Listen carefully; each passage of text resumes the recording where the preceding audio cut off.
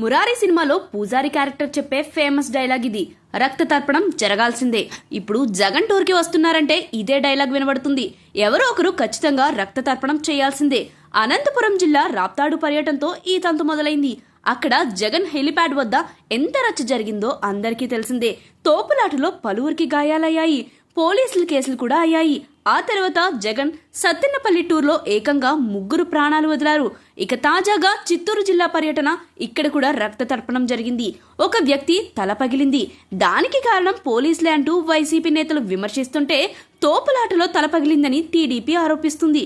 కారణం ఏదైనా జగన్ పర్యటన వల్లే ఈ అనర్థం జరిగిందని సోషల్ మీడియాలో హోరెత్తిపోతుంది. అసలు జగన్ అనే వ్యక్తి చిత్తూరుకి రాకపోయి ఉంటే ఆ కార్యకర్త తల పగిలేది కాదు కదా అంటున్నారు.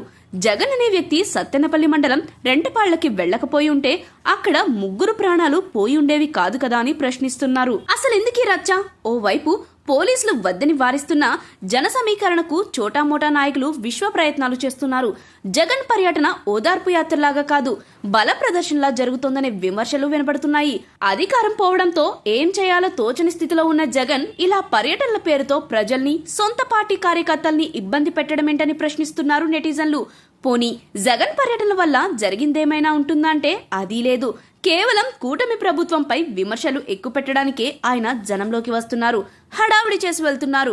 ఆయన పని బాగుంది. ఇలా కారులో వస్తారు, అలా తిరిగి బెంగళూరు వెళ్లి రెస్ట్ తీసుకుంటారు. ఆయన కోసం వచ్చే జనాలే ప్రాణాలు అరచేతిలో పెట్టుకుని వస్తున్నారంటూ సోషల్ మీడియాలో విమర్శలు వెల్లువెత్తాయి.